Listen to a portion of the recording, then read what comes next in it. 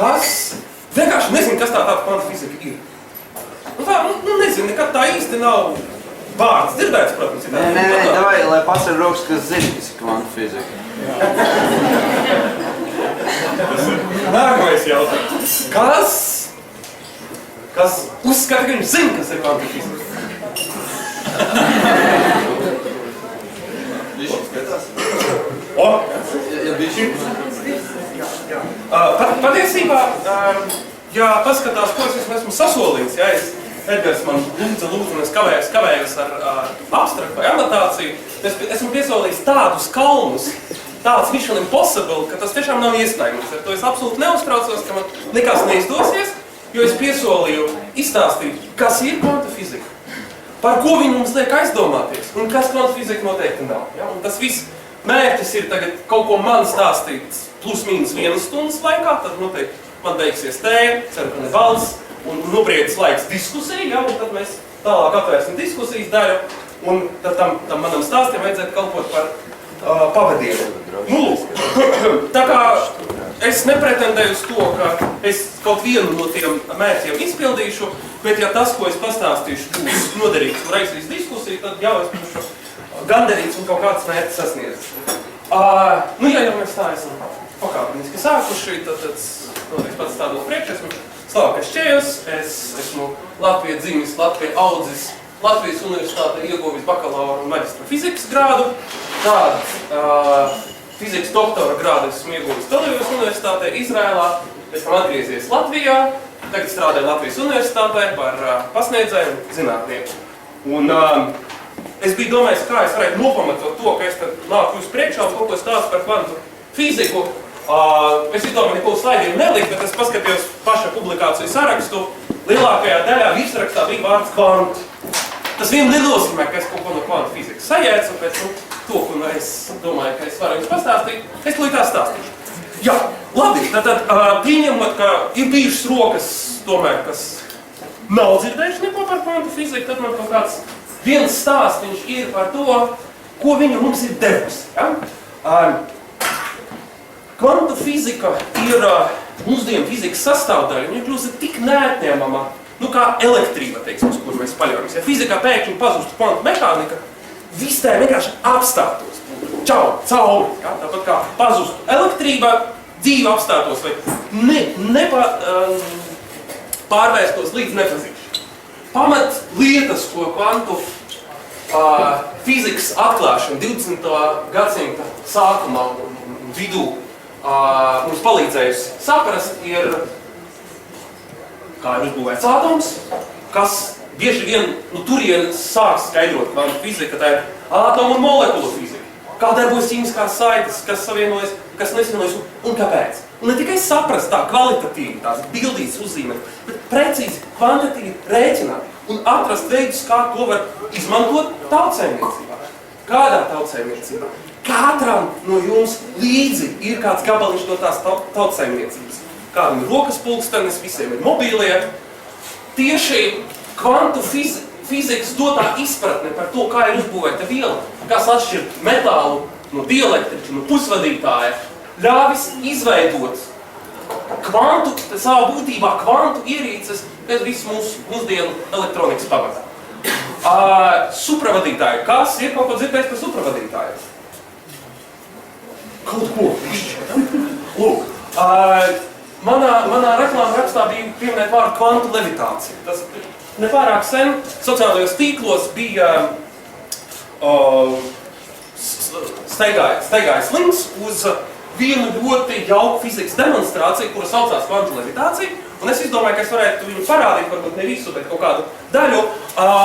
Kaut kādā ziņā es cieņu pret tās universitātes, kurā es savu grādu esmu ieguvis, jo tas ir Televīzijas universitātes fiziķu veikums. Mēs viņu pamēģināsim palaist.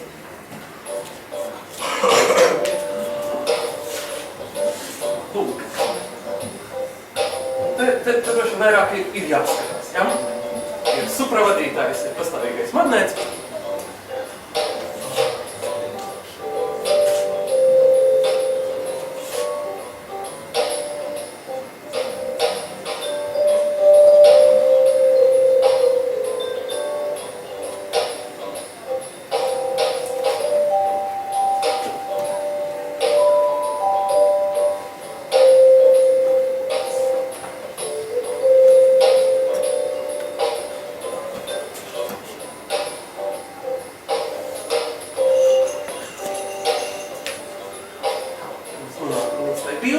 Kur tā kvantu lieta ir, ja? Es neskaidrošu, kā tas darbojas, magnētiskais lauks, viņš otrā veida supravadītājus iet iekšā par tādām caurulītām, kuras sauc par kvantu caurulītām. Lai to aprakstītu atklāt un saprast, bija vajadzīga kvantu mehānika. Šie ļaudis godīgi un droši šādu te skaistu magnētu uzkāršanu nosaukuši par kvantu levitāciju. Īsti vainot viņus nevar, ja, bet tā pamat kvantu lieta ir tādā materiālā iekšā. Ja, un tā ir tā supravadāmības īpašība, kura arī ir viena no kvantu mehānikas izpausmēm. Nu, tālāk viņi rādīs visādus brīnumus, ko var darīt. Ja jums ir gadījies foršs supravadītāja gabals, tāds puslitrs termosā šķidrā kēlija, ja, un nedaudz inženieriski izveicīgi. Ja. Manuprāt, ir absolūti fascinējoši un bija ļoti interesanti lasīt sociālajos tīklos diskusijas par kvantu tehnoloģijām, kā tūlītās vilcieni šādi varētu braukt, lidmašīnas lidot, ja, un vārds kvantu tā vai citādi izraisa ļoti bagātas emocijas un asociācijas cilvēkiem. Un nošķirot, kas ir kas, tas reizēm nav viegli, tīpaši, ka tas priekšzināšanu līmenis, kas tiek prasīts, ir gana augsts. Nu tā, ja, links būs noteikti pie Skeptika kafē, ja varēs tālāk iepazīties un komentēt un tā tālāk darīt. Bet, nu, tai vietā, lai lielītos ar to, ko sasnieguši citi, es mēģināšu pārēt pie tev tādiem.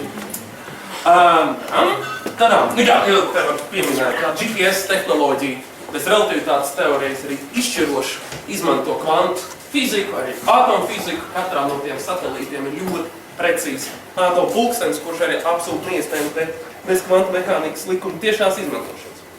Ok, pamat solījums mans nāca pieteikuma beigās. Ja? Es teicu, ka būs kaut kāda daļa, kas kvantu fizika ir.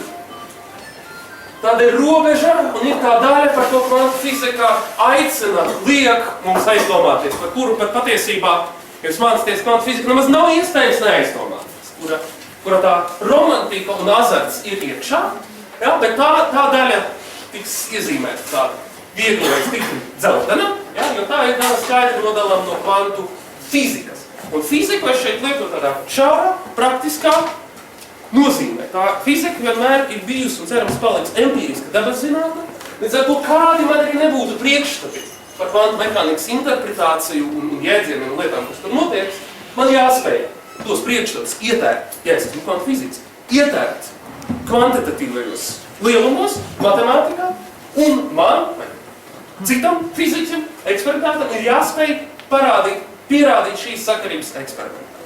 Lūk, tikai tā ir fizika, kur teorija saskan ar eksperimentu. Ja? Tas ir gala kritērijs. Tas ir kritērijs, kas tiek izmantots, lai nodalītu šo līmeni, lai nodalītu mūsu prātojumus, mūsu wishful thinking no tā, kas kvantu varētu būt, no tā, kas mēs droši zinām, kas ir kvantu fizika. Jo šī daļa ir neatkarīga no fizikas. Viss, kas ir ārpus šīs daļas, sāk kļūt atkarīgs no tā subjekta, no tā fizikas. Tā ir tā ideja. Un tad šeit ir tāds diezgan nepārtraukts spektrs no jautājumiem, kas ir ļoti tuvu kvantu fizikai, kur kā reiz, varbūt, priekšējā robeža tagad zinātnē ir pabīdīt šo malu bišķi vairāk uz to puse un kaut kādus interpretācijas jautājumus atrisināt eksperimentāli. Līdz ļoti tādiem jautājumiem, piemēram, ko kvantu teorija saka par cilvēku apziņu, ko viņi varētu. filozofiskām pārdomām. Nu, un tad tas var aiziet arī kaut kādās negatīvās lietās, kaut kādi piemēri jau tika minēti. Tad es gribētu aicināt, gan pats palikt, gan aicināt visus skeptiķus būt maksimāli pozitīvi un konstruktīvi. Ar to es vairāk centīšos runāt par to lietu, kas kvantu fizika ir, ko viņa mums pasaka, kas veido pamatu. Ja? Jo nav dūmu bez uguns. Kaut kur jābūt avotam, kādēļ tik ļoti daudz pārpratumu un prātojumu un iedvesmas, ko tieši kvantu fizika no visām citām fizikas sadaļām mums dod. Jā, kurš zina šitādu burtiņu?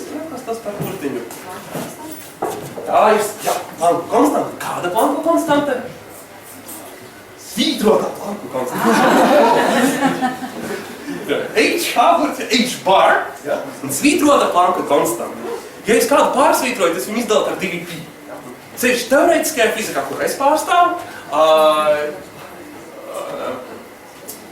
bieži vien izpeld šī svītrotā Planka konstanta, un tā ir fundamentāla konstanta, un tās lielums nosaka kvanta efektu lielumu. Viņa ir ļoti, ļoti maza.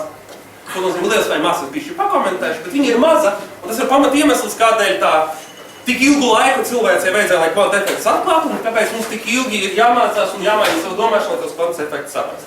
Un tad runājot par teorētiķu un par Planka konstantas svītrošanu, es atcerējos, ka man arī mana uzstāšanās ir apdrošināta pret to, ka es kaut ko jums sastāstīšu, ja, un pārliecināšu kvantu spējām, ka jums man ir jātic, ja es galīgi muldēšu, tad es ļoti ceru uz savu skolotāju kolēģi, profesoru Mārcu Auziņu, kas arī ir klāt. Viņš mani pielabos un pakomentēs, ja es kaut ko galīgi samuldēšos, tad būs vēl pie kā vērsties. Ja?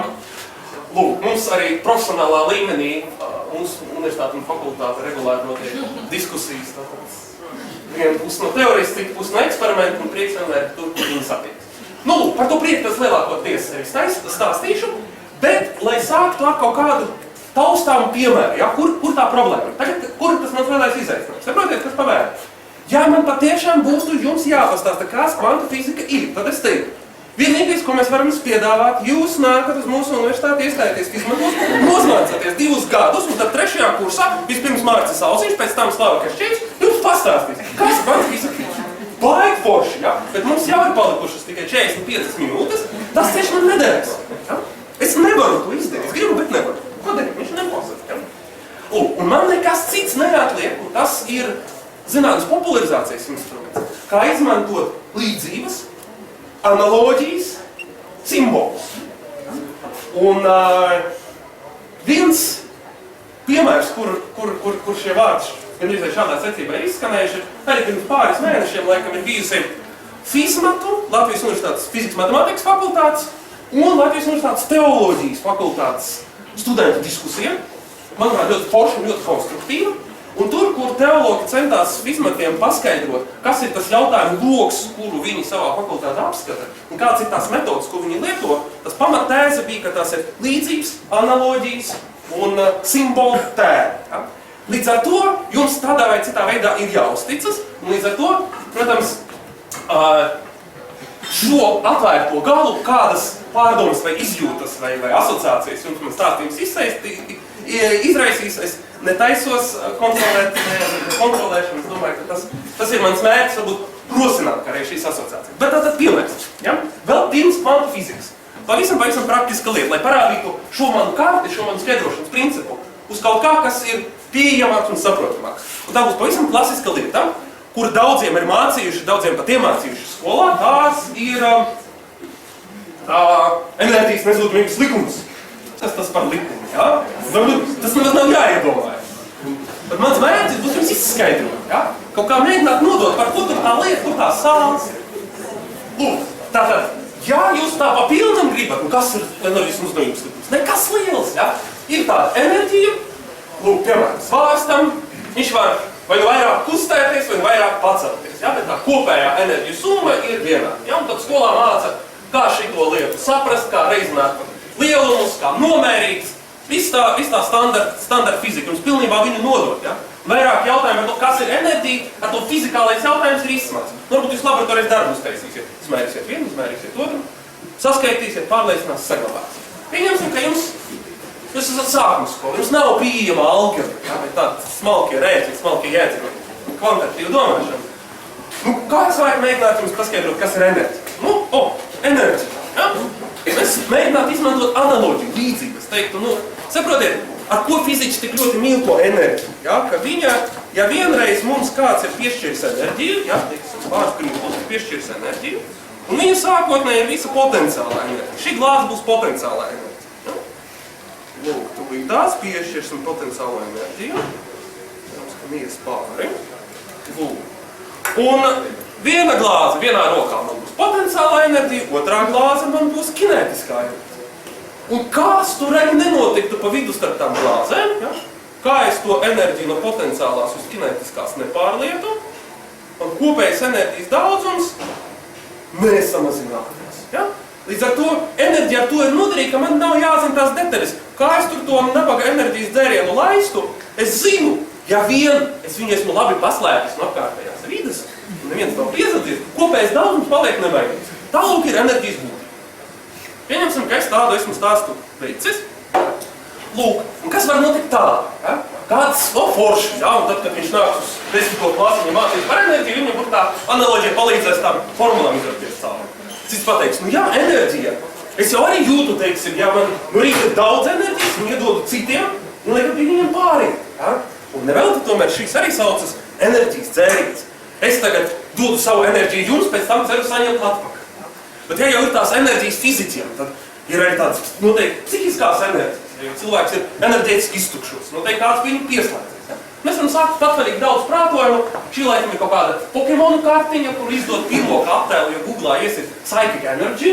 Ja? Un tad mēs varam padomāt, ja enerģija apraksta svārstus, tad es varu izmantot svārstus, lai tās enerģijas detektētu un skatīties vairāk, kur mazāk. Ja?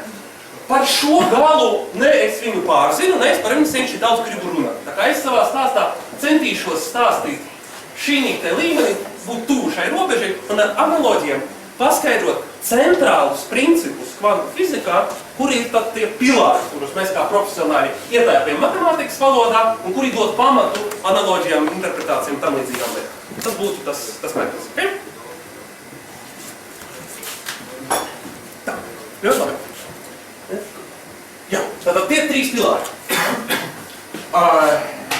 Viens ir saistīts ar nenoteiktību, nejaušību, indeterminismu.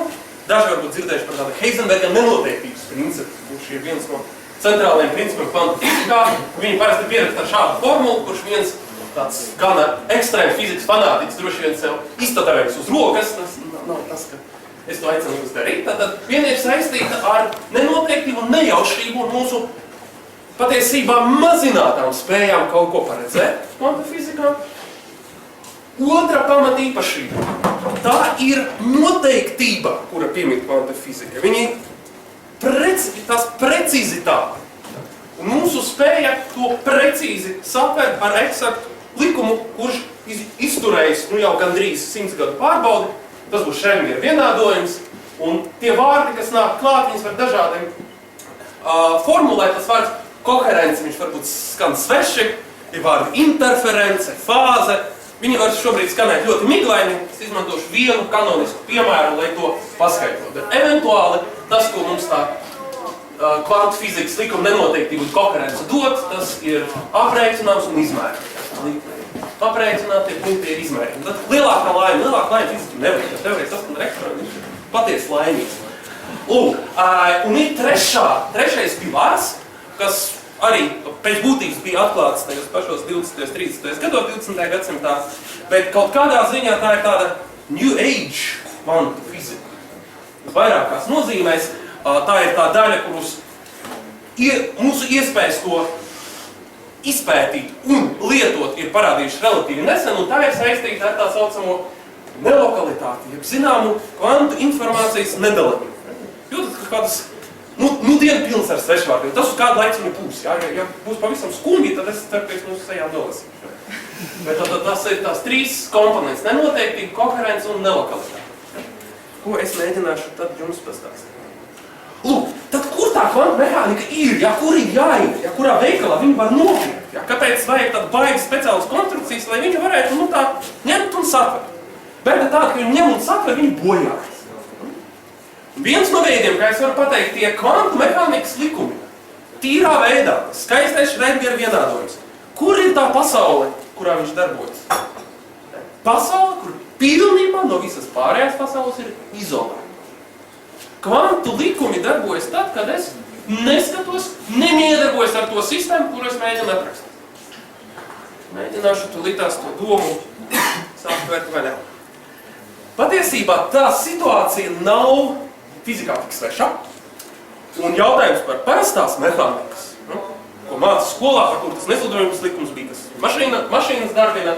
Jautājums par to, kura tad mehānika ir pareiza, arī vēstures gaitā tika risināts ar lielām pūlēm un meklējumiem, kā tad mēs varam vispār sistemātiski kaut ko izzināt. Klasiskajā fizikā atkal, bez kaut kādiem tiem smalkiem kantiem. Ja es nepielieku spēku, tad droši vien nav rezultātu. Ja zig spēku mašīnai nav, viņa apstāsies. Tā bija seno grieķu priekšstati par mehānikas likumiem. Lai būtu kustība, ir vajadzīgs kustinātais. Debesu ķermeņiem vajag pirmkustinātāji, lai tie kustētos. Un te lūdzu, ja, Galilejs, Ņūtons saka, ne, ja nav spēka, tad ķermenis turpinās vienmērīgi kustēties. Kur jūs tādu esat redzējuši? Viņš ir smieklīgi. Tās bija nopietnas zinātniskas diskusijas 17. gadsimtā. Un tikai tāda Ņūtona mehānikas likuma kļūst kvantitatīvi pārbaudām un tīri un skaisti grāmatās ierakstām, ja mēs vai nu paņemam vērā ārējo vidi, vai nu izolējam ķermeņus no tās ārējās vides. Līdzīgi arī kvantu fizikā, lai es varu pārliecināties par tiem kvantu fizikas likumiem, lai vairāk izmantot, man sistēma ir jāizolē no visu pārējo. Vai jāminimizē tā ārējā atkarība. Viņi jābūt pietiekami labi izolētai, ko nozīmē pietiekami labs, es arī višķi vairāk komentēšu, bet pa lielam, jo lielāka tā sistēma, jo grūtāk man to ārējās vides iedarbības pilnīgo kontroli nodrošina. Rokas pa īsu, pārāk daudz, saskarsmes vietas. Ja? Tāpēc arī dabiska vieta, kur atsevišķas daļiņas ir izolētas no ārējās vides pietiekami labi, ir atsevišķas matērijas daļiņas, atomi. Ja? Elektroni, kas kustās tādā atomā. Tur man nav speciāli jāpiepūlas, lai varētu kaut ko izolēt vai attelēt. Ja? Tā būtu tā doma. Un tātad, lai izstāstītu vienu no 3 pilāriem, pilāri par koherenci, es parādīšu jums šo te sarežģītāku, maksimāli, es teiktu maksimāli sarežģītu slaidu ar pamatlītu. Šis ir 2 spraugu eksperiments. Es piemetinātu slavenais, jo ja jūs atvērtu jebkuru populāru zinātnisku, ne pat sākumā nepopulāru zinātnisku grāmatu par kvantu mehāniku, bieži vien tā vai citādi koherences vai interferences skaidrojumi sāks ar šo te 2 spraugu eksperimentu. Par viņu vien varētu vairākas lekcijas lasīt. Ja? Richards Steinmans, viens no dižākajiem 20. gadsimta fiziķiem, Nobel prēmijas laureāts, ir nolasījis 4 publiskas lekcijas. Būtībā par kvantu elektrodinamiku, un pirmās 2 daļas bija veltītas parastai kvantu mehānikai. Laikam, 2. lekcijas beigās viņš nonāk līdz 2 spraugu eksperimentam. Es neesmu Feynmans, mums nav 2 lekcijas, possible, bet es tomēr pacentīšos pasvītrot, kas tad īsti notiek, ja? Un kur tā noteikti parādās. Tātad šobrīd es gribu redzēt, kur tie perfektie kvantu mehānikas likumi strādā. Un priekš tā es būvēju lielu kasti, elektronu mikroskopu, atsūkoju ārā gaisu, priekšā ir vakums, nekā nav nekas netrauc, un tumšs, nav nekā. Un tad es tur iekšā laižu pa vienam kaut ko ļoti vienkārši. Kas ir visvienkāršākais objekts fizikā? Vans. Atbildēju pareizi, bet tas maz kopā saka? Elektrons. Tas taču ir elektronu mikroskops. Super. Paldies par atbalstu. Atbalsts no masām ir ārkārtīgi svarīgs, ja? Elektrons ir perfekta forša daļa. Viņa ir tik maza, ka mēs nemaz nevaram zināt, cik viņa ir maza. Cik vien mēs mēģinām izmērīt, cik viņa ir maza, mums vienmēr sanāk, viņa ir vēl mazāk par to, ko esam nomērījuši. Ja? Ir ļoti jauka punktēta daļiņa. Viņa var ielaist tādā kastē. Un vēl kas ir jauks tam elektronam. Viņš ir elektrisks, viņš ir lādēts. Viņu var stūrēt pa labi vai pa kreisi. Un mēs viņu priekšā uzbūvējam šādus te šķērsus. Mums ir realitātes šovs. Un vienīgais dalībnieks ir viens elektrons. Mēs laižam dišķi. Ne jau uzreiz baigot te pūli. Jūs te redzēsiet pūli. Tas ir tāpēc, ka es to realitātes šovu esmu atkārtojis daudz sezonas. Kādu tūkstošiem sezonu, bet viens punkts, viens elektrons un neviens cits viņam pa vidu nejaucās. Es solīju, ka es nav visai izolēšu. Bet es varu viņu uzlikt tādus statiskus laukus, elektriskos laukus, ar ko viņu var stūrēt. Ja, teiksim, ja es uzlādēšu šo te stieni pa vidu, tad elektroni no negatīvā lādiņa mēģinās atgrūsties, un viņi būs izvēles priekšā. Aiziet pa vienu pusi vai pa otru pusi, pirms viņi nonāk uz ekrānu. Tas ir tas divu spraugu vai divu ceļu eksperiments. Ir divas alternatīvas. Ja? Mikroskops ir noslēgts, tur iekšā ir tumšs. Es nezinu, ko viņš tur dara, bet viņu priekšā esmu nolicis divus ceļus. Viņš var iet šeit, viņš var iet tur. Ja? Var pārliecināties, kāda ir atvērta, mēs varam vienu aiztaisīt, jāiet cauri, otru aiztaisīt, jāiet cauri, abus attaisīt. Un tad tas izaicinājums elektronam ir tad izvēlēties vai nu vienu ceļu, kuru es apzīmēju ar nulīti, vai nu otru ceļu, ko apzīmēt ar vienu nulīti. Un tad viņš, kā nu viņam tur tā kvantu dzīve ir bijusi, agrāk vēl teikt jābeidzas. Jo kā man ir vajadzīga kvantu fizika, kas apraksta pilnīgi izolētus objektus. Ja? Pilnīgi izolētus subjekts, viņš arī kā sarunu biedrs ir garlaicīgs. Agri vai vēlu man ar viņu ir jākontaktējas. Un viņi nonāk kontaktā ar ekrānu, kur tā elektrona būšana izraisa liela mēroga notikumu, lokālu zemestrīci, kura eventuāli aiziet līdz kaut kādai gudrai kastei, kas parāda punktu, kur tā zemestrīce ir notikusi. Šeit tā kvantu būšana, kvantu storija par vienu elektronu beidzas, ja viņš nonāk kontaktā un stiprā miedarbībā, ar ko daudz lielāk par viņu. Tas daudz lielākais ir tas mans makroskopiskais, ja klasiskais objekts ir pērpār. Tur tā kvantu stāsts beidzas. Nu, un ko tad mēs redzam? Nu, droši vien te ir atkal jāskatās. Un, kad mēs skatīsies, es mēģināšu skaņas nodrošinājumu viņu. Tā, šo mēs esam redzējuši. Lūk. Tātad šie ir Hitachi laboratorijā profesora Tanamūras 70. un 80. gados veikti eksperimenti, kas ļoti uzskatāmi parādīšu te. Šos te pamat eksperimentu divus spraugu, ja, tātad pa vienam tiek tas eksperiments atkārtots. Pirmkārt, tā lieta laikam ir tāda, ka katru reizi viņš nonāk savā vietā, un mēs īsti nevaram paredzēt, kurā. Un sākotnēji tas izskatās kaut kas no astronomijas, ja, un iedvest mums pilnīgu nejaušību, pilnīgu nenoteiktību, kur tad viņš varētu nonākt, bet mēs esam apbruņojušies ar pacietību, Japānas kolēģi apbruņojušies ar pacietību, ja, un atkārtojuši to eksperimentu daudzas reizes. Nu, un atkārtojot viņus pietiekami daudz reižu, un mums par laimi ir pietiekami labs projektors, lai uz tā varētu redzēt, redzēsim, jūs arī redzat.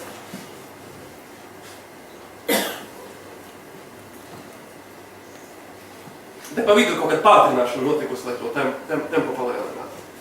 Nu, te jau ir 1000 un 10 000 sezonu. Dažreiz studenti saka, ka Andromēdas zvaigznājas saskatot. Tas, ko es vajadzēju šeit saskatīt.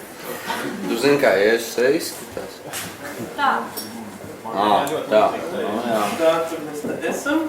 Tas, jā. Jā, tas, ko jums vajadzēja saskatīt, eventuāli veidojas strīpas. Ir vietas, kur tam elektronam nonāk vairāk patīk, ir vietas, kur viņam mazāk patīk nonāk. Šādas te strīpas sauc par interferences ainu, var nebūt tik svarīgi. Un kas tad tas pozitīvais atgādājums konkrētiem? Kā man skaidro šo parādu? Kā man pielietot? Kur ir tas pamatlikums, kā man viņu lietot? Viņi saka sekojuši lietu. Pēc tas elektrons, tā brīnišķīga, ļoti maziņa daļiņa, pinktveida daļiņa, par kuru, ja es parastos uz Ņūtona vienādojums rakstītu, nu viņam būtu kā maz lodīga. Pilnīgi bez nekā cita, kā viņas atrašanās vieta. Tad viņi ietu vai nu vienu ceļu, vai nu otru. Bet katrai kvantu daļiņai līdz ir pulkstens. Ja? Viņai vēl iekšā ir viens mainīgais, viens leņķīts, kas viņai lidojot visu laiku griežas. Bet jūs pieļaujat, ka laiks ir vienmēr vienāds? Es nevaru šobrīd veidos atbildēt uz šo jautājumu. Nu jā, bet jūs saprotat, ka tas ir diezgan būtisks jautājums visā tēmas sakarā. Jā, es domāju, viņš ir ļoti būtisks. Nē, jūs saprotat, jā, laiks nevienmēr rit vienādi. Un, viņā varbūt, ir kvantu pulkstenīts, bet tas pulkstenīts netikšs vienādā ritmā. Tad šis būs pirmais jautājums, uz kuru mēs pēc prezentācijas centīsimies. Un arī šo to paskaidrošu te. Es ļoti ceru, ka jums izdosies atbildēt šo jautājumu. Es šaubos. Bet es ļoti lieku liels cerības, ka sanāk. Tā darām. Redziet, uzreiz tikko es tās īstos kvantus pateicu, uzreiz sākās pārdomas. Ja? Tad tas apgalvojums tēze ir, ka Kvantu daļai līdzi ir pulkstenis, un kā pilnīgi pareizi kolēģis atzīmēs, tas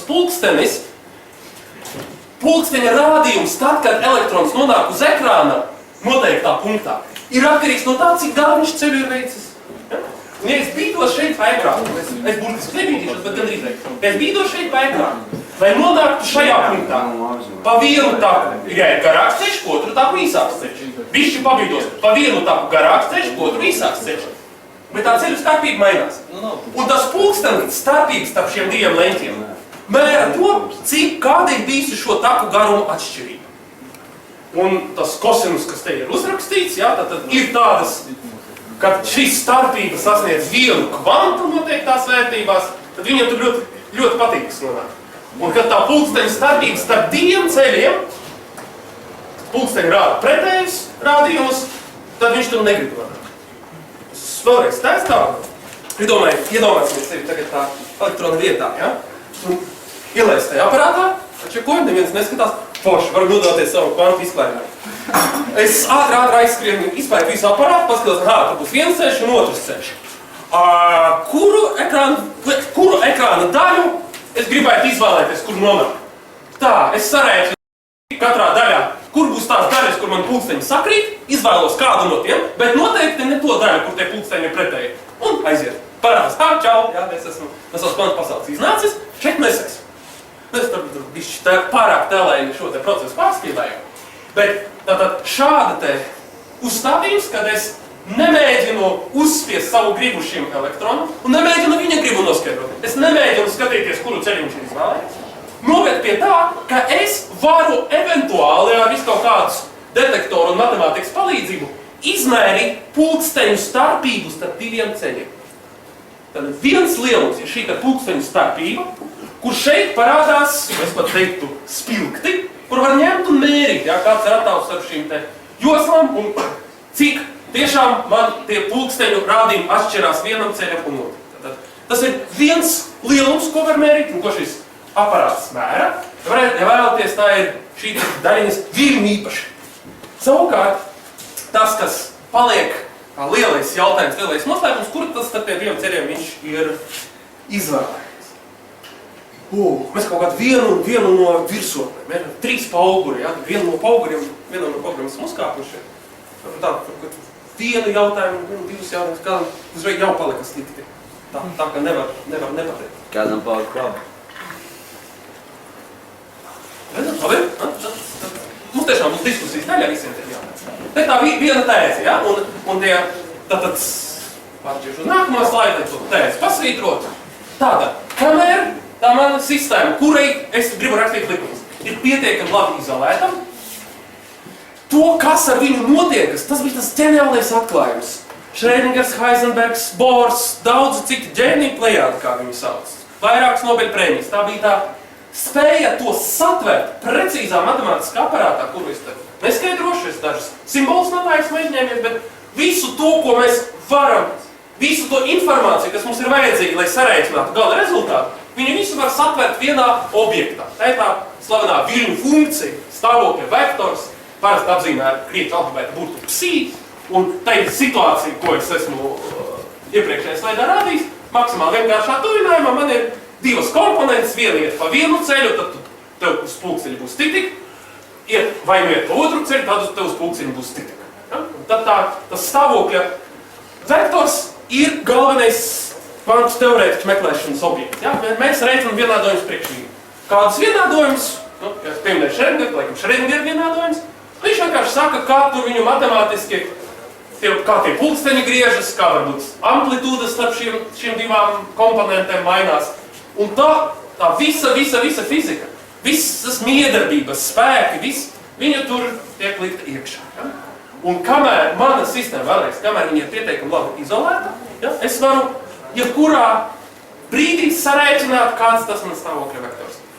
Bet atkal, vēlreiz un vēlreiz, tas, ka es varu kaut ko sarēķināt, man maz palīk, ka es nevaru to izmērīt. Tagad mēs pārcelsimies no viena paugura uz nākamo.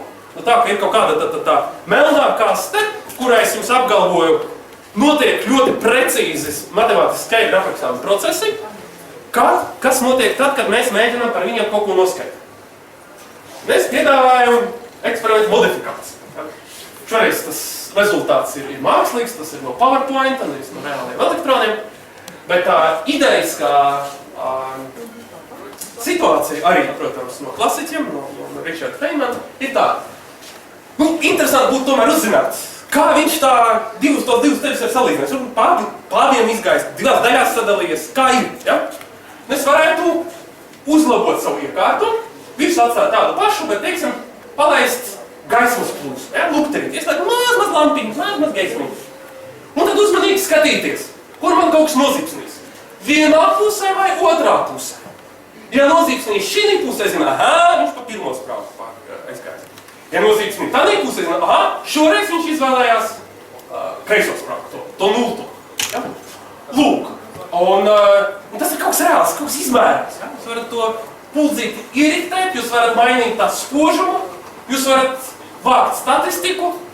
Ja sākotnēji bijis tāda pilnīga tā interference aina, tad būs puse uz pusi, pusē gadījumā ir bijis puse gadījuma otrs, un tad varbūt jūs varat cerēt, ka tas jums palīdzēs tev labāk teoriju uztaisīt. Iznākums šeit uz ekrāna ir izmainījies. Pulksteņa rādījumi ir pazuduši. Tātad kvantu fizika ir tāda, ka es nevaru maksimāli noizolēt sistēmu. Klasiskajā fizikā man neviens netraucē skatīties, kā meitene iet pa ielu, ja? un tas netraucē viņas kustībai. Miedarbība ir minimāla. Kvantu fizikā tā nav. Es mēģinu uz to elektronu paskatīties. Viņš maina savu uzvedību, kādi pulksteņi, kāds tam blēdām, paralēli divus tevis var sadāt. Nē, es izlidoju pa šo tāpu, ja kaut kur trāpīšu ekrānu, nekādu pulksteņu mēs nesagam, vispār nebija pulksteņu, kāds pulksteņš. Tātad, vēlreiz, kur te ir tā izolētības pakāpe, ja? Man tā sistēma ir tik labi jāsargā no tā, ka viņa atstās manāmas sekas. Ko nozīmē mērīšana? Mērīšana nozīmē, ka no tā, ka elektrons ir izlidojis pa vienu vai pa citu spraugu, kādam nav bijis viena alga. Gaismas daļiņai nav bijis viena alga. Viņa aizgāja vai uz vienu pusi, vai uz otru pusi. Tas, vai tur ir acis, kas uz viņu skatās un vēra, tas ir otrs šķirīgi. Galvenais, ka ir izmaiņas ārējā pasaulē. Ja? Tad, lai uzzinātu kaut ko par kvantu sistēmu, es nonāku ar viņu saskarsmē, un ar to es viņu neizbēgam izjaucu. Te rodas tā nenoteikti. Tā ietekme ir appusēja. Tā mana vide, kur es spējīgi mainīties, izjaukts pulksteņu rādījumus. Ja? Un viņi katru reizi nonāk ar neprognozējumu to divu leģu starpību, tad bildīgi vienmērīgi pelēk. Tās interference ainas pazūd. Tātad, uzzinot kaut ko vienu par kvantu sistēmu, es zaudēju cerību, iespēju, bet jebkad uzzināt, kas bija ar otru lietu. Un šādi lielumu pāri, viens otru papildinoši, ka tādi pastāv un eksistē. Tas ir starta punkts un centrālais kodols kvantu fizika. Un tieši par šiem lielumiem runā Heisenberga nenoteiktības princips. Tādā klasiskajā mācību grāmatu formulējumā ir divi lielumi, ja tā ir meitene, kas kustās vienvirzienu pa taisni, tad viņi ir kaut kāda koordināta, kur viņi ir, ja? Un ir kaut kāds ātrums, ar kur viņi ir masapīns. Nevainīga, tad viņi ir kaut kāds impulss. Un tas var izdomāt visu kaut kādus veidus, kā es varētu, ar kādu precizitātes varētu noteikt. Ot tagad, kad mums ir sācies skeptika kafē, viņi tur tā kā bišķi pa labi, bišķi pa kreisi. Ja? Tā nenotiek. Tā prastā kļūda, ko jūs mērat laboratorijas darbs. Tie, kas strādā laboratorijas darbs, tā neizbēgni tā pret studentiem, atvainojos tie, kas studenti nav, un laboratorijas darbs, teiksim, nav mērījuši, un principā pēc tas nav obligāti. Tātad ir kaut kāda nenoteiktība, kādu es zinu, kur tā meitene atrodas.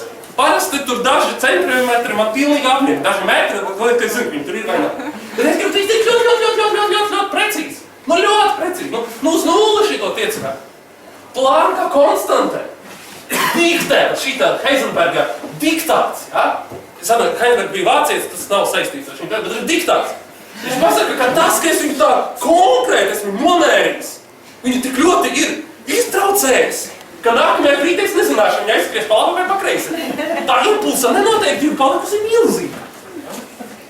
Es gribu ievākt tā kā visu info līdz noteiktai robežai, līdz Planka konstantas robežai to info varu ievākt. Lūdzu, tur plus mīnus 5 centimetri, un tad tā kā šis ir dikti mazs skaits, tāda impulsa precizitāte būs ļoti liela. Bet neabas vienlaicīgi. Tā ir tā neiznīcināmā mūsu tagadējā izpratnē nenoteiktība, kas pirmīt kvantu mehānikā. Ja? Nevar dabūt visu. Un tad sanāk tas totālais paradoks, tā dilema.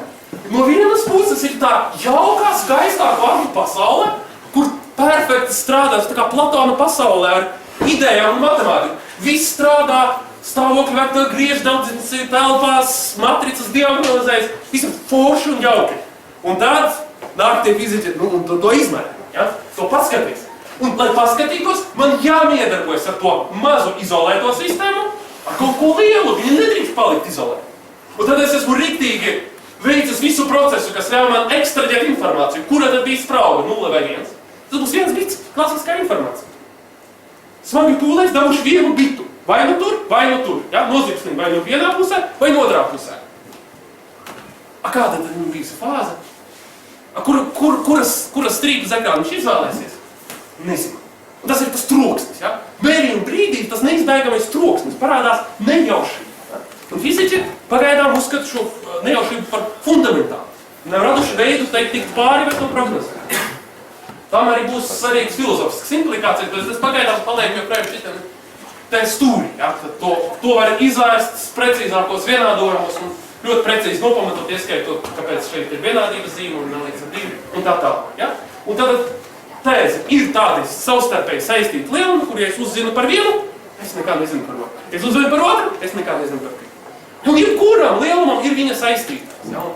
Un tas ir tas neizbēgamība, universalitāte un fundamentālisms, kvantu mehānika. Iemesls, kāda viņa ir fundamentāla.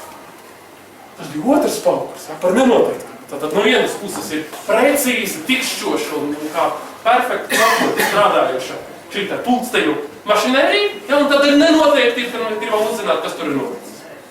Un tad līdz ar to, ar šo nenoteiktību, kas to tur stāvīgi paredzējis, super! Ja? Mēs esam gatavi vienu mirklīt pāriet uz to, par ko tas liek mums padomāt. Par ko tas liek mums padomāt? Par ko tas liek mums aizdomāt? Pirmā tēze, kas ir bijis tā filozofiski ļoti šokējoša, ja? Bieži citētais un no konteksta izņemtais Einsteina teiciens, es neticu, ka Dievs spēlē kauliņus. Ja? Kā tad tā ir? Ka tā nejaušība ir neizbēgama, ka es vairs nevaru paredzēt nākotni. Franču fiziķim Laplasam, kurš dzīvojas dažu gadsimtus pirms kvantu fizikas izveidas, bija tāds, viņš definēs tādu filozofisku konstrukciju, Laplasa dēmons, kurš perfekti zinātu klasiskās fizikas likumus, perfekti zinātu, kur atrodas visas daļiņas un kādi ir viņu ātrumi, un tad viņš būtams perfekts dators varētu izskaidrot nākotni. Principā nav ko censties, nav ko pūlēties, nav jēgas, jo nākotne ir pilnīgi determinēta. Tas jautājums nodarbinājis gan zinātniekus, gan filozofus, un tas bieži vien ir saplūts un nedalāms jēdziens, kā tad ir, kā tad brīvā grība un tādi jautājumi, kas cilvēkiem tīri cilvēciski ir. Un tad nāk kvantu mehānika un saka, neko jums tā pilnīgu garantiju, pilnīgu drošību, jums neko sarēķināt neizdosies, jo visu, ko mēs sarēķinām, ietversēju šo te nejauši.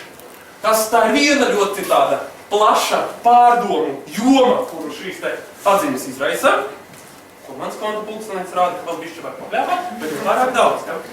Lūk. Pēc tam vispār tā dalība starp to, ka tad, kad neskatās, notiek kaut kas viens, tad, kad skatās, tad tas visu izjauc, tas izvirza nopietnus jautājumus filozofijas sadaļā ontoloģija par to, kas eksistē vispār. Vai tur elektrons ir? Vai tā trajektorija eksistē? Kā mēs zinām, ka viņi eksistē, ja mēs neizmēram? Ko mēs vispār varam zināt? Ja? Epistemoloģija. Kas notiek, kamēr neviens neskatās? Un ievēroj, kas notiek, kamēr neviens neskatās? Atgriežoties pie mana paša pirmā slaida, tas noteikti nevar būt dzerēja apgabalā. Kamēr neviens neskatās, ja tu principā nevar nomērīt, es varu diskutēt par to līdz vēlam vakaram, līdz bārmenis mums izdzīs no šejienes. Tas neietekmēs fiziku. Ja? Fizika ir par to, kā sarēķināt to, kas ir izmērs. Tā ir tā minimālā definīcija. No otras puses, ja es visiem tā klārētu, ja, tad man droši vien no darba padzītu. Ja? Kurš gribētu kļūt par tādu sausiņu, ka vienīgais, kas tik sarēķināt un izmērīt un viss. Viņš negribētu, kā tur viss notiek. Tā ir tā dilemma, kura tātad ir ar fiziķiem jau gandrīz 100 gadu. Ja? Tā ir tāda neliela filozofiska atkāpe mūsu tālākai diskusijas stimulēšanai. Un pēc tam tagad jau visi sākam lēnīt piekļūst un es arī, bet vēl bīšķiņ enerģijas dēļ man ir. Lūk, tas trešais pilārs. Ja?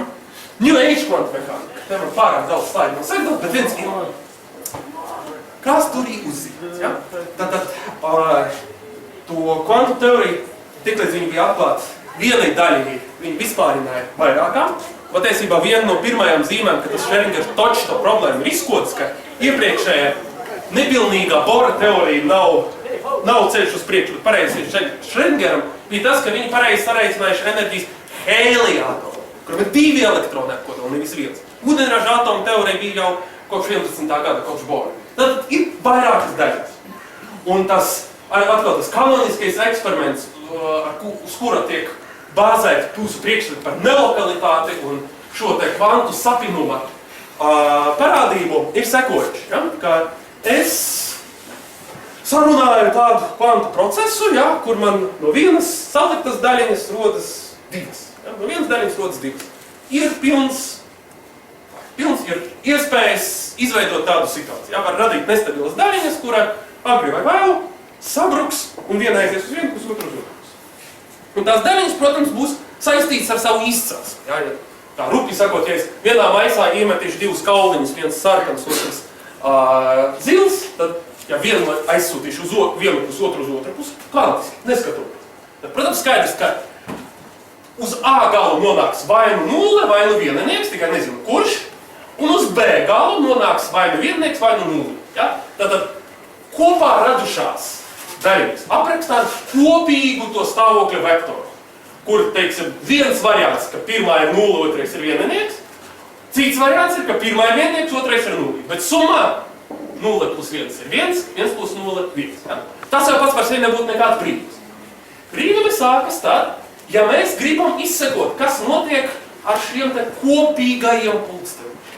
Un tas ir tas, kas padara to sapinājumu tik nopietnu, lai nopietnu lietojumu. Ir tas, ka ja vienai daļiņai ir 1 pulkstenis, tad 2 daļiņām 4, 3 daļiņām 8. Ja? Tas pulksteņšu skaits, tas nulīšu un viennieku kombinācijas aug eksponenciāli ātri. Tad jau tur tās kvantu informācijas šausmīgi daudz. Varbūt viņi varētu kaut kā atkal par labu tautsēmniecībai padīt. Ja? Atkal, Feynmana ideja, un tā ir aizsākus kvantu skaitļošanu. Kvantu skaitļotais, kas šo te kopīgu kvantu informāciju cenšas pavērst par labu tautsēmniecību. Lūk, bet kur ir tā? Par visu ir jāmasa. Ja? Heisenberga atrīņš, atceries, bija koherents un tā, meitene redz, atulītājs. Tas atrīnība nāk, ja? Un kur viņa nāk? Ja mēs vienu daļu esam aizsūtījuši vienam novērotājiem tradicionāli kvantu komunikācijā, tā ir Alise, un otru daļu otram novērotājiem, tas pēc tradīcijas Bobs, lūk, tad kādu arī īpašību nemēģinātu viņi tai vienai savai daļiņai izmērīt, šīs īpašības noteikšana, vienalga, vai tas būtu 0,1, vai tā būtu šīs vienas daļiņas pulkstenītes, ko viņi arī ar šo daļiņu nedarītu. Ja vien viņi tai pieskaras, viņi izjauc attiecības sakarības starp šiem 2 pulksteņiem. Tātad tas vien, ka es nodalu sistēmas daļas, un pēc tam viņas nonāk atkal kontaktā. Tas to kvantu informāciju, kopīgo kvantu informāciju. Šo te izjauc uz neatgriešanos. Tieši tāpat, ka mums vienai daļiņai pulksteni sečakarēja, tādēļ, ka viņi sadurās ar fotonu, viņu vajadzēja virzīt vai nu uz vienu pusi, vai nu uz otru. Jebkāda izvēle, kas tiek izdarīta šī daļā, kad es beidzot izvēlu kaut ko, viņi izjauks šo te relatīvo, tā saucamo relatīvo fāzi starp šiem sapītiem stāviem. Tā ir tā terminoloģija, kura tiek šajā gadījumā lietota. Līdz ar to, ja es būvēju kvantu komunikācijas sistēmu, kas uz šo te efektu balstās, vai kvantu datoru, man ir būt sevišķi uzmanīga. Ja? Lai līdz man vajadzīgajam brīdim neviens ne ar vienu galu, ne ar otru neko ļaunu neizdara. Ja? Nu, lūk. Tātad, lai tas viss nepārvērst uz kvantu teorijas lekciju, tad mums ir tikai pieminēšu dažas lietas, kas arī tā kā atslēg vārdi. Jūs esat dzirdējuši, ka tādi ir. Neņemšos apgalvot no zinātnes aizturas viedokļa, kuri pirmie, kas aizdomājas par šo te problēmu, ka mēs tām daļiņām, kuras radušās kopā, mēs viņai katrai atsevišķi īsti nevaram pierakstīt īpašības. Tas ir neizbēgami saistīts ar otras daļas īpašībām. Tie ir 3 kungi, Einsteins, Rozens un Podolskis, un tas ir 1934. gads, kad viņi noformēja tā kā paradoksu. Un tas bija viņa mēģinājums, tas Einsteina Dievs nespēlē kauliņus, norādīt uz neizbēgamām pretrunām starp tām daļiņām. Tā doma bija tāda, un viņas radās, un tad aizlidoja prom. Viss čau, nekādas miedrības, nekāda kontakta. Visai šī fizika jābūt līdzi ar to vienu daļu, man jābūt iespēja viņai pierakstīt stāvokļu, vektorus, funkcijas, mainīgos sauc kā grib, bet vienalga ko lokāli tieši par šo te daļiņu, lai es varētu prognozēt viņas uzvedību, lai viņa savas īpašības nesel līdzi. Viņi bija nonākuši līdz loģiskai pretrunai, bet ko īsti ar to paradoksu darīt nebija skaidrs līdz tam brīdim, kad amerikāņu zinātnieks Bells, kur man ļoti nepatika tie kvantu štučkas un tie dīvainie Kopenhāgenes formulējumi, viņš izstrādāja matemātiski precīzu veidu, kādu var veikt testu tam, vai ir iespējams pilnībā sadalīt, aprakstīt daļiņas īpašības, vai nav. Un šīs tā saucamās Bella nevienādības, viņas ir spēkā visām lokālām teorijām, lokālām realistiskām teorijām. Pilnīgu informāciju par daļiņu var dabūt tieši no viņas, neviens cits nav jāprasa. Vienalga, neatkarīgi no tā, kā viņi tur izcēlusies. Un šīs nevienādības neizpildās. Viņas var nomērīt, par cik viņas neizpildās. Un par cik viņas neizpildās, par tik mums ir tā vai citādi jāstrādā vai jāsatiekas vai jādara kaut ko ar šo te nelokalitāti. Ja? Šobrīd tas palika tā, tas tēzes. Te varbūt vēl mums daži atslēgi vārdi, ja būtu par ko pajautāt. Vakar Satori LVS jaunumus lejā iesakam izlasīt. Ķīnas zinātnieki paziņojuši, ka tiem izdevies veikt kvantu teleportāciju. Yes! 97 km attālumā. Ja? Tas ir kvantu teleportācija. Vārds, ja? Bet tam ir viena ļoti tāda tieva, bet precīza fizikāla nozīme. Tā ideja par kvantu informāciju, ja? Ka izmērot es viņu nevaru iegūt. Ja? Es nevaru, ja man ir kvantu daļa tajā melnajā kastē, ja? Viņa nedrīkst skarties klāt, lai nesabojātu daļu no tās informācijas. Man nav iespējas nolasīt viņas īpašības un nosūtīt uz citur, kas ir teleportācija. Ja? Es jūs paņemu, nolasu visas īpašības, tad to informāciju pārsūtu un tur jūs pilnībā rekonstruējat. Ko noteikti pazaudēšu? Ja? Jo mēģinot nolasīt, es neizbēgām izjaucu. Ja? Viņš pēc tam kopā nesaliekas. Ja? Tātad, lai būtu teleportācija, kāpēc to sauc par teleportāciju, tā ir schēma, kad pirms es gribu pārsūtīt, uztaisīt kvantu daļiņas kopiju citā vietā, es vispirms no kopīga avota nosūtu vienu daļiņu uz vienu galu, Alisei, otru daļiņu Bobu. Ne, es gribu vairāk pēc Bobu, es atvainojos pēc tam. Jūs izmantojat vienu Alisei, otru Bobam, tad ar to saņemto daļiņu Bobs un ar to oriģinālu izdarmējumu sačakarē oriģinālu, sačakarē daļiņu, bet iegūst informāciju, ko var normāli noraidīt pa mobilo vienalga, kā tīri klasisku informāciju vitiņus Alise. Alise uzzinājas to informāciju, viņa paņem svaigu klonu, kurā vēl nekādas īpašības nav ierakstīts, paņem arī vienu citu daļu, vienu saņemto, un atkarībā no saņemtās informācijas izdara mērīgu secību, kas ieriktē to viņas klonu precīzi tādā pašā kvantu stāvokli, kādā bija šis.